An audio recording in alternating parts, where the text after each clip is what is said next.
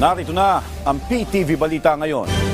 Inaprubahan na ng Commission on Elections ang exemption sa spending ban ng ilang programa ng DSWD.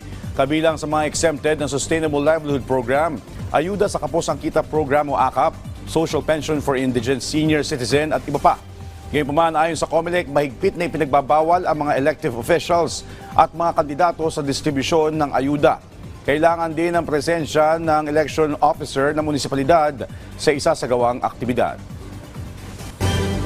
Samantala, all systems go na ang Lab for All program ng iba't ibang ahensya ng pamahalaan sa Samar. Makibalita tayo doon, may report si Sol Alarcon ng Philippine Information Agency. Sol?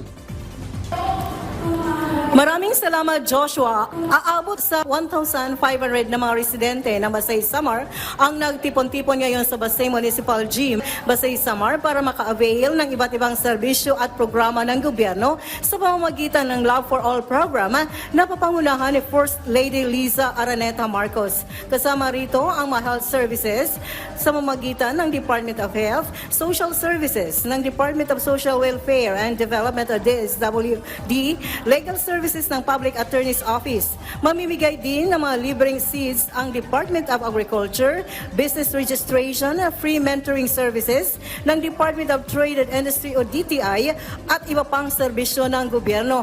Ayon kay Basay Mayor Luz Ponferrada, ito ang unang beses na isinagawa ang programang ito sa kanilang bayan kung kaya't ikinagalak ng karamihang tao na mapili ang kanilang bayan na maging venue para sa Love for All activity.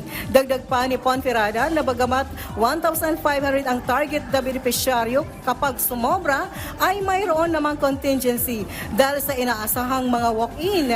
Mula rito sa Basay Samar, Sol Alarcon ng PIE Eastern Visayas para sa Pambasang TV sa Bagong Pilipinas.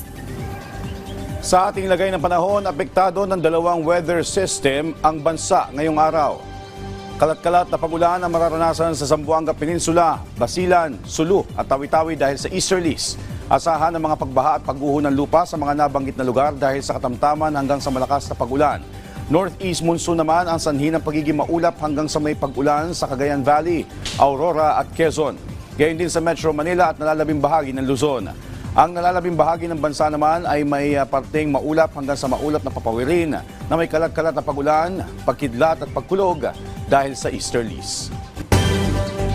At yan ang mga balita sa oras na ito. Para sa iba pang updates, follow at ilike kami sa aming social media platforms sa @PTVPH. Ako po si Joshua Garcia para sa Pambansang TV sa Bagong Pilipinas.